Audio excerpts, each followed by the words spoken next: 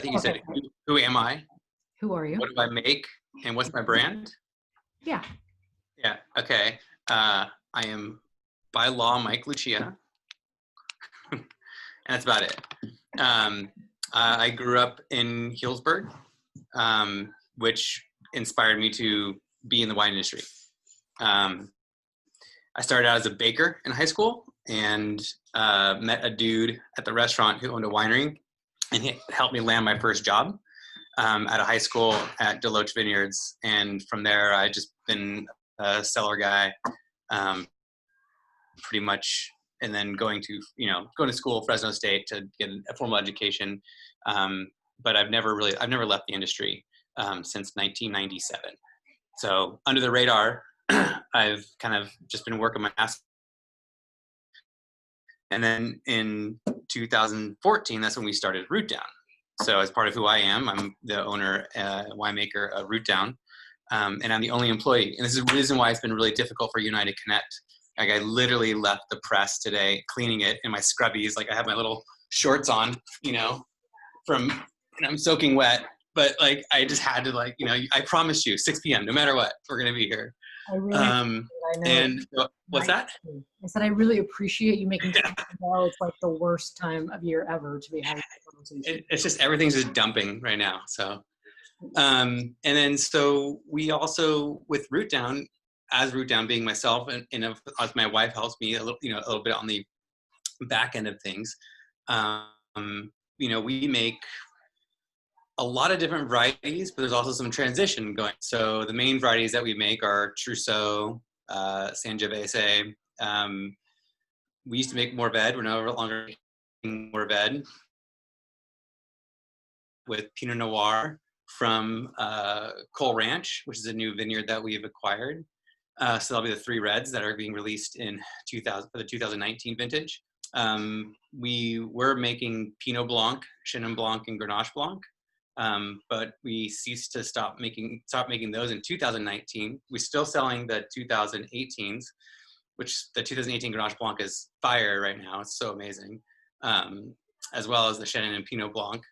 But we're focusing all of our attention onto Cole Ranch, where we've planted Sauvignon as a white, Chardonnay as a white, and we have more Trousseau, and we have Pulsard in the mix, and then the Jacquard that we brought back from Savoie. So that will start kind of a new direction of Root Down. And then we have 2 other brands that we're starting based off of Cole Ranch, and one of those is the Cole Ranch brand, which hasn't yet because we're still putting some little neckers on the label, on the bottles. But it'll be Riesling. Cab and Merlot from that historical site, just for the Cole Ranch brand.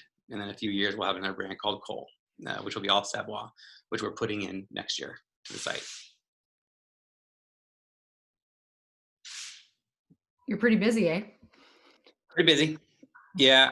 We're a grape grower now, so we have, we're working with a lot of friends that are buying Riesling, a lot of friends that are buying Cabernet. So it's funny, nobody knew about this site, and then you put out there and you're just in the zone, like, hey, here's our new project. We're super excited. Love to come, have you come visit and see the vineyard. People are like, man, I've always wanted 1970, farmed from the 70s. Like, what? That's insane. So they were selling that fruit now, which is great. So I'm going to.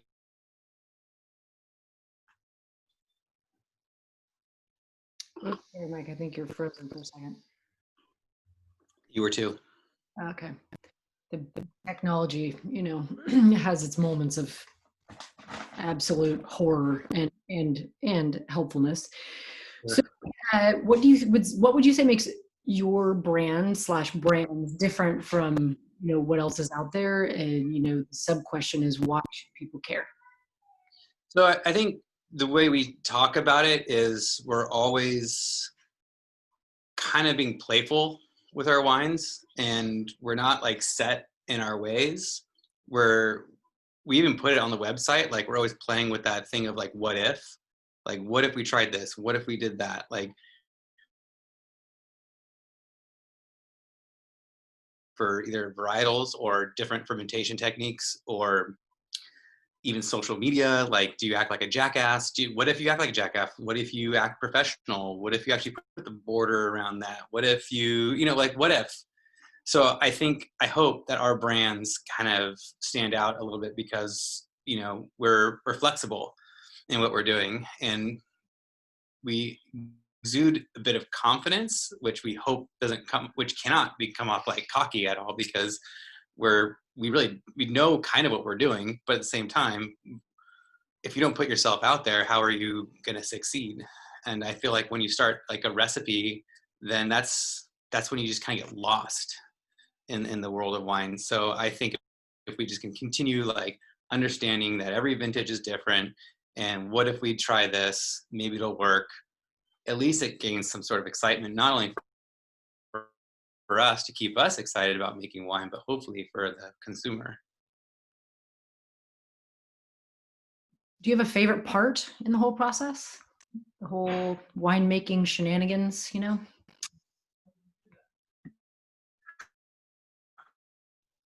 I know everyone says like it would probably be like their first day of harvest or whatever, like when the fruit comes in. That's kind of like the most stressful. The Maybe it's the last day the fruit comes in, so that you know that you're just done. You can go back to a normal like way of life. But honestly, I think most favorite part is actually just saying like when you realize that everything kind of comes together, and that's kind of like when we're in time spring, and things that you've been stressing out about for so long, and thinking like, oh shit, the wine's fucked, you know, like it's not going to come together, like there's no aromatics or whatever, and then something clicks just out of just the time up, and they become like themselves, and then you can kind of like tell your wife, you're right, I shouldn't have been stressing out, it was going to be fine, you know. And like that's my favorite part of the year, when it's like, okay, cool, now I can just keep them topped, and then wait till bottling and be done. Well, that moment of like, okay, I actually do know what I'm doing, and it's gonna be Yeah, everything's gonna be fine. every fine. Yeah, Yeah. I appreciate that. So shifting gears a little bit, you know, to just the current craziness, which just seems like it just keeps leveling up right now. But just talking about shelter in place and quarantine, has there been anything that you have learned in a positive way? Something that has surprised you from this whole sort of global experience we're having? I've been surprised about this from the business standpoint, the support for DTC. We really haven't had a DTC presence, and we decided, well, we have not all this time on our hands, but now that we're not in the market, you know, we're not doing these tours, you know, from state to state with other distributors, or events, like, let's put this energy towards our own self promotion, and also charity work. Where can we give back? What's important to us? You know, is it sales? Well, the brand, but also if we can't be out there doing events and being part of the community in that sense, like now we can actually do as much online sales as possible, and that will go towards another charity of some sort, you know, within this whole pandemic. And that's been a real eye opener for me. Like, honestly, like finding out who your resources are, and how you can give back, when I never thought, I mean, we're not cash heavy. So the only thing I can do is or drive something to get some sort of funds to give back, because there's not going to be any cash coming out of my pocket, but it can come out of the brand through sales. And so that's kind of like was like the biggest like eye opener for me. And people want to drink wine, they still want to drink wine, and it's just how do we get it in their hands, you know. And they do care. They care about what you're doing. So, you know, Care. Yeah, yeah. at least I think they do. Do you have any hobbies that have helped you cope with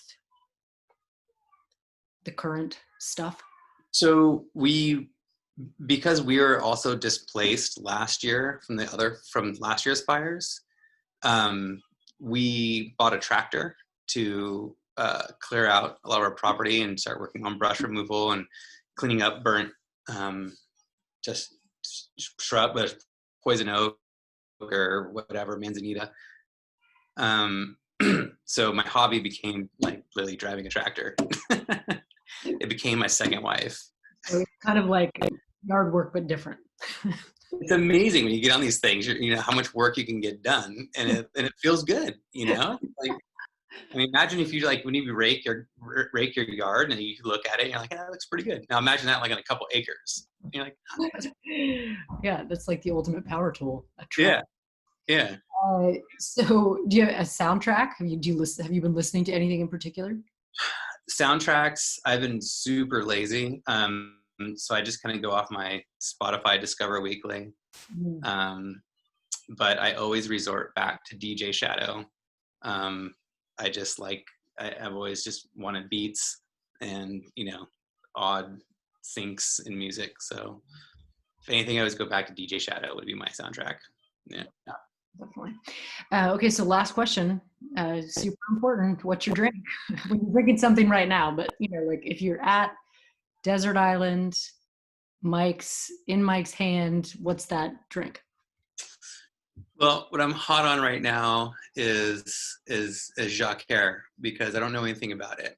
And so we had a really great experience in Savoie at Domaine Chevillard, and realized that's what Jacquer can be. And it was intriguing because it has this like, I don't know, it's like reverse draw to the palate, but then like this crazy weight that follows up on it.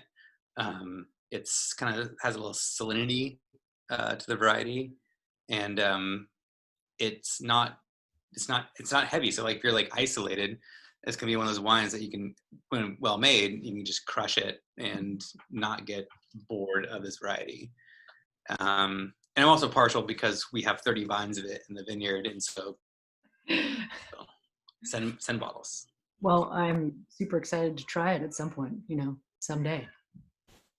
Yeah, in 2 years. You know, I'll drink my other Jacquer while I'm waiting. Yeah. Okay, that's all I have. Thank you for taking a minute to do it, going well out of your way to make it happen. And, you know, well, hopefully we'll talk soon. You know, yeah. May the force be with you with that harvest out there. No, it's gonna be an awesome one. It's gonna be a long one. It's gonna be good. Okay, awesome. Bye. Great. Thanks, Elizabeth.